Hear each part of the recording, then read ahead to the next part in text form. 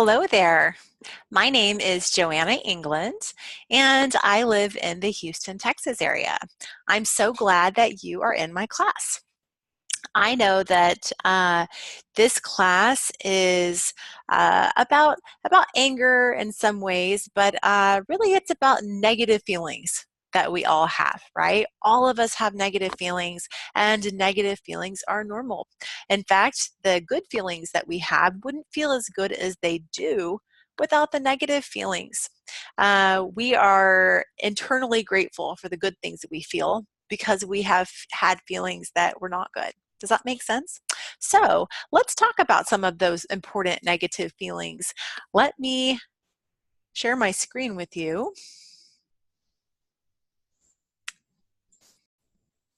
Okay. So we're going to talk about being in control. So it's not the negative feelings that get us into a tough spot sometimes, but the way that we react to the negative feelings. And sometimes all of us probably wish that we had more control. Is that something that you can relate to? If so, this is the right place. So let's talk about anger first of all. I kind of hate to even bring up anger first, but most of the time when people think about really strong negative feelings, this is the feeling that comes up first. Poor anger. Anger really gets a bad rap, right? Everybody, or a lot of people tend to think that most of the negative feelings that they feel are anger, and anger is often expressed when other things are felt. What are some of the things that uh, make you angry? What do you think makes you really angry? Hmm. This is different for everyone, right? Everyone has different sensitivities, different passions, different things that they are feel very, very strongly about. And so uh, anger is different for all of us.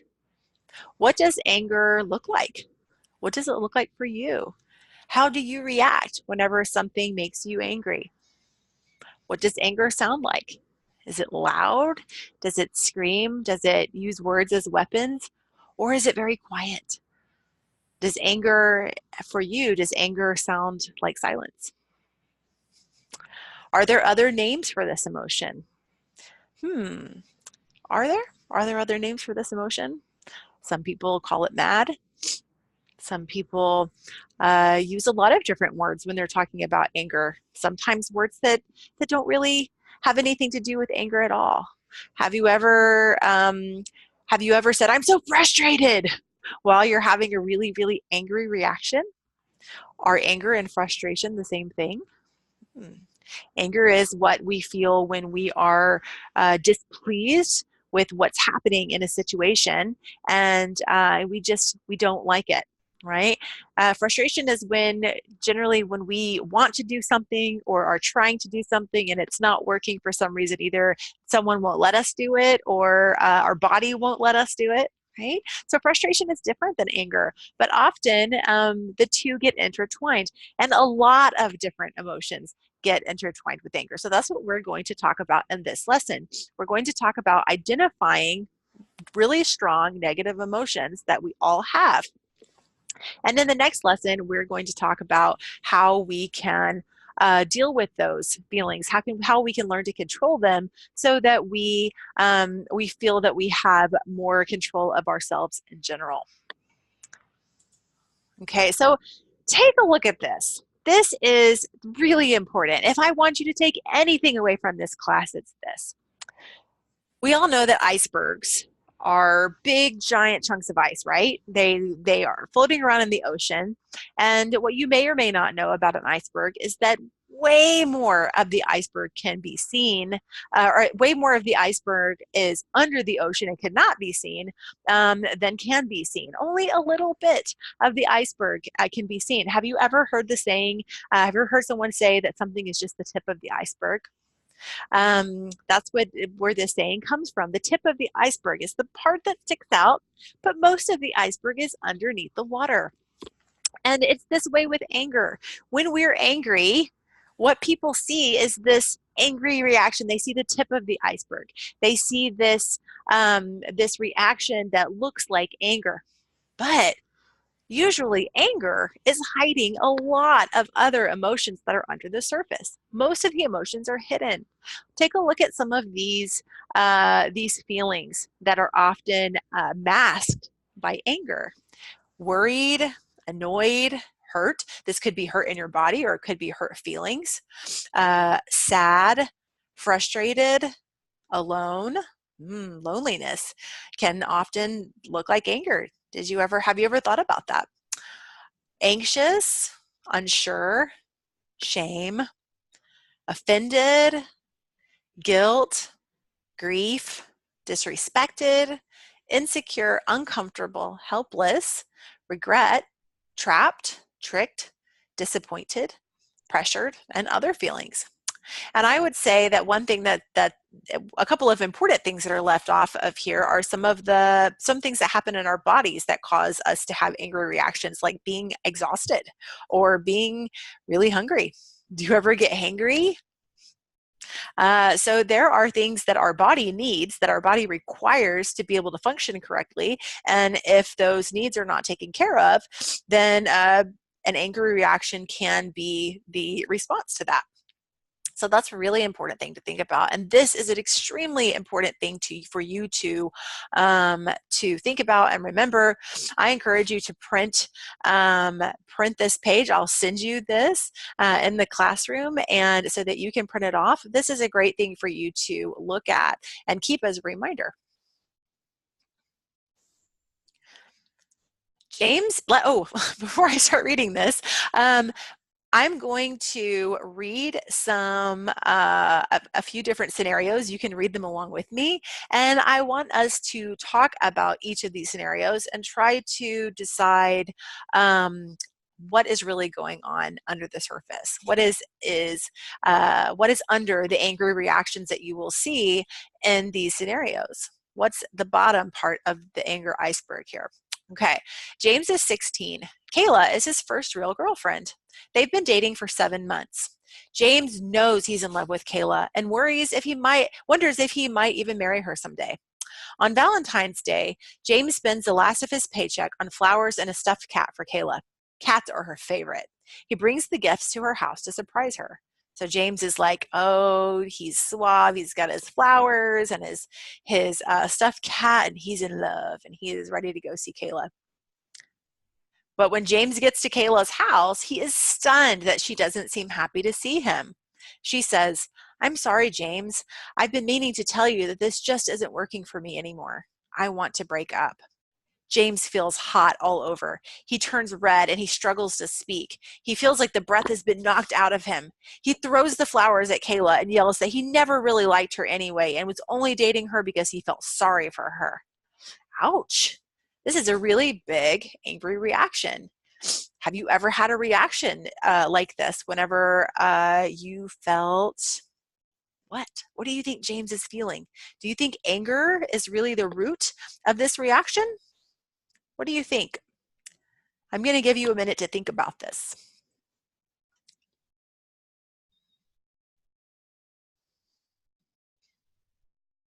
What are some of the emotion words that you came up with here? How would you feel in this situation? Try to put yourself in James's shoes. Do you think that, he comes to her house and he's armed with gifts, right? He's got things for her and he's making himself vulnerable by bringing these things to Kayla's house, right?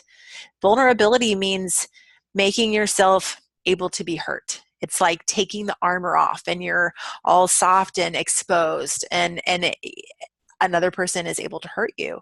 Vulnerability is so important. It is the key to our happiness, and it is the most fundamental, important part of having successful relationships in our lives. But it can be difficult, right? It can be very, very hard to make yourself vulnerable because sometimes when you are vulnerable, you get hurt. That is part of life. Now, if you had made yourself vulnerable in a situation like this, how do you think you would feel if you were rejected? Rejection is a feeling on its own, right? He feels rejected. Do you think he feels embarrassed, humiliated? Uh, maybe he feels um, afraid. Maybe he's scared. What are other people going to think? Am I going to be alone now? Am I going to be, I've been with Kayla all the time, and maybe I'm going to be alone now. Maybe I haven't been spending a lot of time with my friends, and they've all got their own thing going on now. It's just been me and Kayla, and now I'm going to be lonely. There are a lot of things going on underneath the surface here, probably. I would say probably some really, really big ones here are rejection and humiliation, and maybe fear. How is this going to affect me? This is not something that James has been through before. And if he had been through it, it would still be just as painful. He might have the understanding that he had been through it before and made it through to the other side, and he had been okay then, and he was going to be okay again. But the first time is very, very difficult going through something like this. Okay, let's look at another one. What emotion did James display? So we talked about that a little bit. So he talked about, he displayed anger, right? He threw roses at her. Oh my gosh. And he said something terrible. He said that he never liked her anyway, and that he was only dating her because he felt sorry for her. Does that emotion make sense in this situation? So does the anger make sense in the situation? No, right? It really isn't an anger situation. If we think about it, Kayla didn't do anything to James that was wrong, right? Kayla was speaking her truth. She felt that she needed to break up with James, and so she did. And this is what happens sometimes. Every person has a right to decide whether they want to stay in a relationship with another person, right? And that's the decision that Kayla made. So the anger reaction probably isn't the most appropriate, right? So we talked about what James could be feeling. We talked about rejection. We talked about fear, fear of loneliness. We talked about humiliation. How do you think that James could express his emotions differently? There are a lot of ways, right? He could do a lot of different things. Do you think that James will feel good later about the things that he said to Kayla? Probably not, right? When we say something that's not true, it hurts us just as much, or maybe even more than the person that we say it to. So when we tell someone something like James told Kayla, I never liked you anyway, I was just dating you because I felt sorry for you, and knowing that that's false, that those kinds of statements will hurt us in the end. We won't forget saying something like that. And it's not good for us. It's not good for us, and it's not good for others. So how can these kinds of emotions be displayed in a way that no one is hurt? He could be honest, right? He could tell Kayla, I'm hurt. I care a lot about you. I understand that you don't want to continue this relationship, and I hope maybe someday we can be friends. Right? Maybe he's not ready to be really friendly with Kayla right now. He probably needs some time to heal and be away from her, which it would be okay in this situation. But being honest and not aggressive with his communication could be helpful for both of them. Let's see what the next one says. Alyssa lost her dad in a car accident last year, and she's been having a hard time dealing with his death. She and her dad were very close, and she misses him a lot. Every time a new superhero movie came out, Alyssa and her dad would see it together. When Spider-Man Homecoming is released, Alyssa's mom says, I'm really craving some popcorn, Alyssa. Why don't we go to see the new Spider-Man movie? Alyssa snaps. Who would want to go see a movie with you? You laugh too loud, and you never even know what's going on. You're embarrassing. Wow. What emotion does Alyssa display? She's acting angry, right? We can really see the tip of that anger iceberg. So this is an angry reaction. Does that emotion fit the situation? Let's think about it for a minute. Alyssa's dad died. This is the fact of the matter. Her dad is gone, and nothing that her mom did in this situation um, has anything to do with the fact that he's gone, right? Her mom didn't make him be gone, and she can't bring him back. So she's doing the best that she can to try to be close to Alyssa, right? And it seems that, like, by trying to take Alyssa to this particular movie, she was trying to form a sort of connection with her, that Alyssa might be missing from the loss of her dad. What do we think that Alyssa could be feeling? Grief. This is some raw, strong grief, right? Alyssa reacts that way to her mom because inside, deep inside, she knows that no one can take her dad's place. And even though her mom also knows that she can't take her dad's place, and she's really probably not trying, um, it touched a nerve in Alyssa. It touched a deep, deep, painful grief nerve, for the superhero movie to be brought up, right? Alyssa is not ready to go to a superhero movie with anybody yet because she is still in deep grief. She's still really having a difficult time with the loss of her dad, and that is okay. Grief is a strange and wild animal, and it takes a very long time to heal from something like this. And so, lots of different kinds of losses can cause grief. It doesn't have to be the loss of a parent. Grief is caused by a big important loss in general. So you could have lost a family member, you could have lost a pet, you could have lost a friendship, your family could have moved away from your childhood home, and you could have lost a community.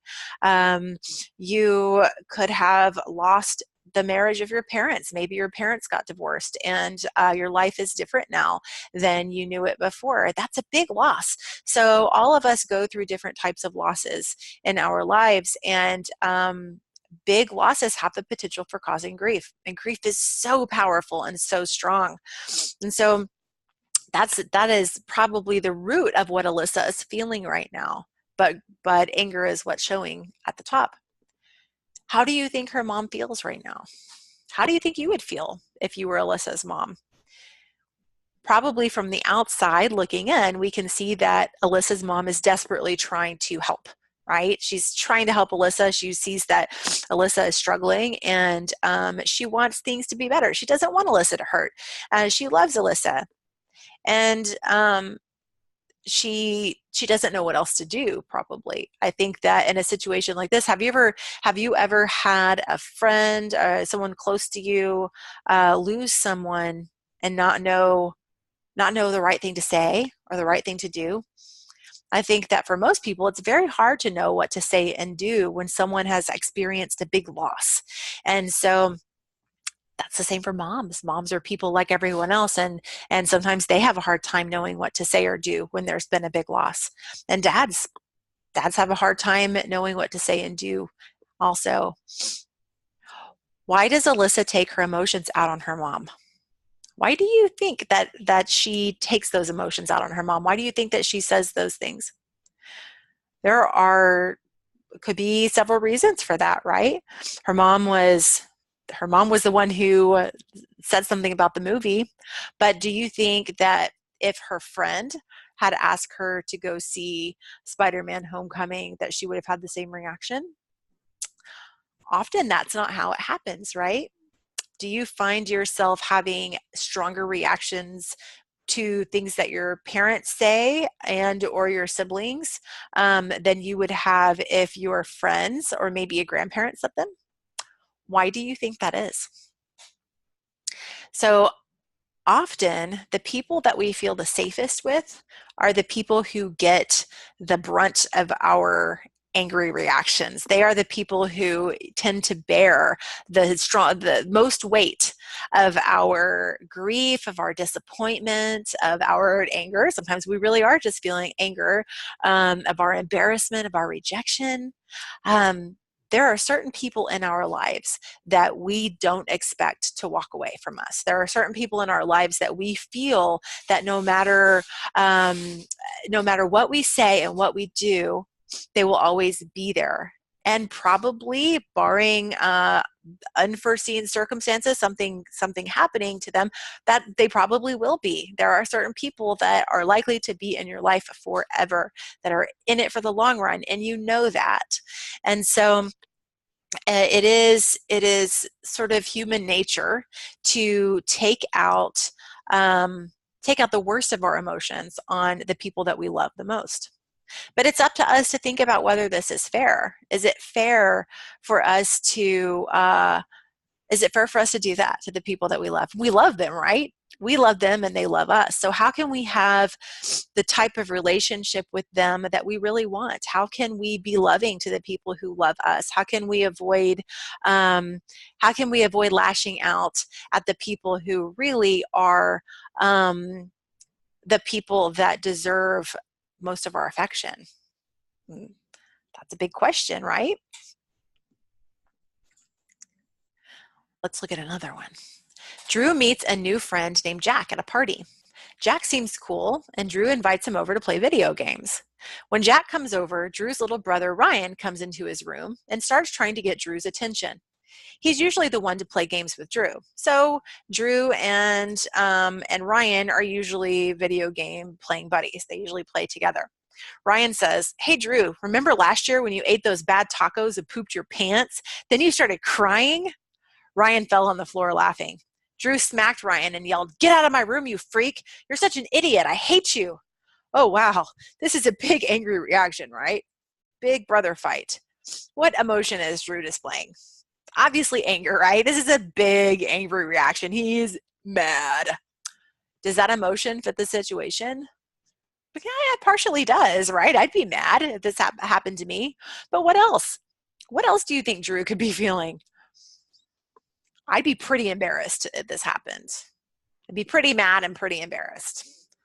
And yeah, those are the two emotions that I think for me would be summed up by this situation. So Ryan is trying to get Drew's attention, obviously, right? Sometimes that's what little brothers do, little sisters. They sometimes will go to great lengths to try to get your attention. How do you think Ryan is feeling? Ryan is probably feeling pretty hurt that he got slapped. I mean, he hurt in his body, and his pride is hurt and his feelings are hurt. He was trying to get Drew's attention. He went around about it the wrong way. Why do you think he was trying to get Drew's attention in this moment? Think he was jealous? Do you think that sometimes younger siblings get jealous of the attention of their older siblings? If their older sibling is paying attention to a friend and they're used to always having that older sibling around to play with them and hang out with them. I think that's pretty common. At my house, it's pretty common. There are 4 kids at my house, and there are 3 teenagers and 1 10-year-old. And there's a lot of there can be a lot of hurt feelings sometimes. How else could Drew have handled the situation? Well, Ryan was definitely being inappropriate, right? What he did was wrong. He shouldn't have come in and embarrassed Drew in front of his friend. But was it okay for Drew to hurt Ryan? Was it okay for him to hit Ryan? What do you think about that? Do you think that there are other ways to handle situations like this without putting your hands on someone in anger? The answer to this is yes. There are always ways to handle your angry response without putting your hands on another person. And they are always more appropriate than physically hurting someone. So in this situation, Drew is bigger than Ryan, and putting Ryan right out of his room and locking his door could have been one way to handle it. Going to his mom and telling his mom what happened and asking her to keep Ryan away from him and his friend could have been another way to handle it. If they couldn't keep Ryan away, maybe going outside and doing something else, or if Drew had a car, then they could have gone over to the friend's house.